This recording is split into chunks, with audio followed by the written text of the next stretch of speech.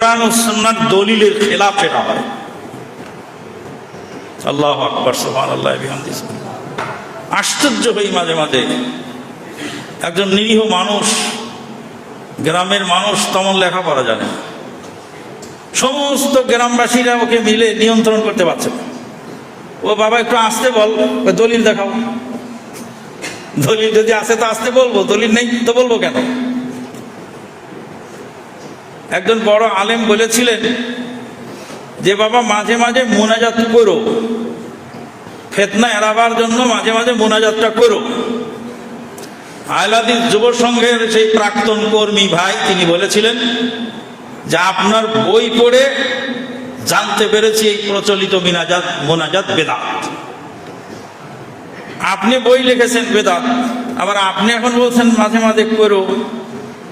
একটা শর্তে আমি মোনাজাত করব, আপনার বই আপনি জনসম্মুখে আগুন দিয়ে পুড়াবেন, পুড়িয়ে বলবেন যে আমার এই বই মিথ্যা, আমি পুড়িয়ে দিলাম, তারপরে আমি করব, না হলে আমি এই কাজ করতে পারবো।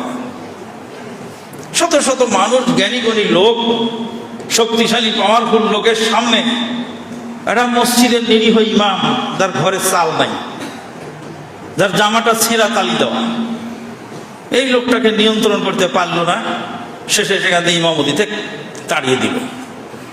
বলে ইমামতি তাড়িয়ে দিতে পারেন, ইমামতি কেড়ে নিতে পারেন, কিন্তু ইমান কেড়ে নিতে পারবেন না, এই বলে উনি চলে গেলেন। আল্লাহ পাক বলছেন যে যুগে যুগে কোরআন এবং সহিহ সুন্নাহর উপরে কি হবে? আক্রমণ হবে। ইউরিদুনা লিইউতফিউ নূরাল্লাহি বিআফওয়াহিহিম আল্লাহু মুতিম্মু নূরিহি। আল্লাহ পাক তার নূরকে স্থায়িত্ব দান করবেন। ওয়ালাউ কারিহাল কাফিরুন, যদিও কাফেরেরা তা অপছন্দ করে। আল্লাহর নূরকে আল্লাহ পাক জ্বালিয়ে রাখবেন কাদেরকে দিয়ে? যাদেরকে দিয়ে ইসলামকে আল্লাহ হেফাজত করবেন, তাদের সম্পর্কে নবী সাল্লাল্লাহু আলাইহি ওয়াসাল্লাম বলছেন, লা তাযালু তায়ফাতুম মিন উম্মতি যাহিরিন আলাল হক। হকের উপরে বিজয়ী থাকবে। অফির লা ইয়াদুরুহুম মান খাযালাহুম, তাদেরকে যারা অপমান করবে, অপমান করে তাদেরকে দমানো যাবে না। অফি রাওয়ায়াতিন মান খালাফাহুম, যারা বিরোধিতা করবে, বিরোধিতা করে দমন করতে পারবে না।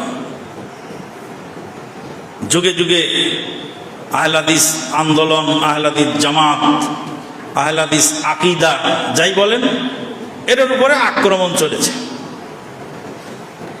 ইদানিংকালে আমরা দেখতে পাচ্ছি জৈনপুরের জনক পীর সাহেব, তিনি হলেন শিক্ষিত বর্বর, শিক্ষিত বর্বর, মানে বিদ্যা বুদ্ধি সার্টিফিকেট অনেক গেছে, কিন্তু কাণ্ডজ্ঞান নাই। জৈনপুরের সেই পীর সাহেব লাগামহীন বক্তব্য দিচ্ছেন। কিছুদিন আগে সে আমাকে নাম ধরে বলছে, আমানুল্লাহ হারামজাদা জারজ সন্তান। আমি বলেছি বিচারের মাঠে তোমার সাথে ফয়সালা হবে, দুনিয়াতে না। আমি কি জারজ সন্তান না হালাল সন্তান? বিচারের মাঠে ফয়সালা হবে। আরো বলছে মদিনা ইউনিভার্সিটিতেও সার্টিফিকেট আনেনি, মদিনার রাস্তা ঝাড়ু দিত, আর এখানে এসে বলছে আমি মাদানি, মদিনা থেকে লেখাপড়া করে আসছি।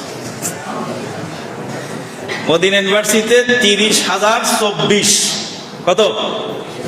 30,024 হলো আমার কোড নাম্বার।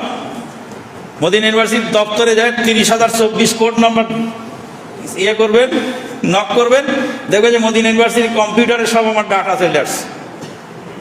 কতদিনে ভর্তি হয়েছি, কোথায় কোথায় লেখাপড়া, কোন কোন রুমে ছিলাম, রুম নাম্বার কত, সিট নাম্বার, সব লেখা আছে। একটা দিনও আল্লাহর ফজল করমে কোনো লাল কালি ওই আমার নথিতে নেই, আলহামদুলিল্লাহ। সালাত না পড়ার কারণে অনেক লাল কালি পড়ে, অতিরিক্ত গায়ের হাজিরির কারণে লাল কালি পড়ে, ইউনিভার্সিটির নিয়ম ভঙ্গ করার কারণে পড়ে। 30,024 সার্চ দিয়ে দেখে আসো না যে রাস্তা ঝাড়ু দিয়ে এসেছে না সার্টিফিকেট নিয়ে এসেছে। যাও, যদি পছন্দ না হয়, বিশ্বাস নয়, দেখে আসো। যা বলে বলুক, গ্যাসের ওর ব্যাপার। এখন এসে সে খেপে গেল কেন? এদেরই পূর্বপুরুষ বরিশালের উজিরপুর থানার মাদারশি গ্রামের নাম হলো মাদারশি। আহলে হাদিস আন্দোলন বরিশাল জেলার দায়িত্বশীল ইব্রাহিম কাউসার ভাই, ওনার নানা মনসুর মল্লিক এই মাদারশি গ্রামের প্রবীণ মুরব্বী কিছুদিন আগে ইন্তেকাল করেছে। আল্লাহুম্মা গফির লাহু ওয়ারহামহু। মনসুর মল্লিকের শ্বশুর ছিলেন, বাড়ি ছিল তার গোপালগঞ্জে। তার শ্বশুরের নাম ছিল শাইখুল হাদিস আব্দুর রাজ্জাক রাহিমাহুল্লাহ। এই শাইখুল হাদিস আব্দুর রাজ্জাক তিনি ছিলেন আহলে হাদিস, বাড়ি ছিল গোপালগঞ্জ। জামাই মনসুর মল্লিক খুব দাপটওয়ালা লোক। জামাইকে কোনোদিন আহলে হাদিস আন্দোলনের দাওয়াত দিছে তো দেয়নি, জামাইও বোঝার চেষ্টা করেনি। জামাই হঠাৎ করে বুঝে ফেললেন যে আমার শ্বশুর যে দাওয়াত দিচ্ছেন কোরআনে মুসুনের, এটা ঠিক আছে। তো উনি ভিতরে আহলে হাদিস হয়ে গেলেন আলহামদুলিল্লাহ। ভদ্রলোকের নাম মনসুর মল্লিক আর তার শ্বশুরের নাম শাইখুল হাদিস আব্দুর রাজ্জাক। শ্বশুরের বাড়ি গোপালগঞ্জ আর জামাইয়ের বাড়ি বরিশাল উজিরপুর থানা মাদারশি গ্রাম। ইসলাতি ব্রিজের আগে ডান দিকে ঢুকতে হয়। তো বললেন যে শ্বশুরকে বললেন যে তাহলে আপনি আমার এলাকায় চলেন, একটু কোন হাতে দাওয়াত দিয়ে আসবেন, গোটা এলাকাবাসী মিলে যদি হয় তাই তো ভালো। শাইখ আব্দুর রাজ্জাক সাহেব আসলেন গোপালগঞ্জ থেকে, আর স্থানীয় মুরিদানরা এই জৈনপুরের পীর সাহেবকে নিয়ে আসলেন।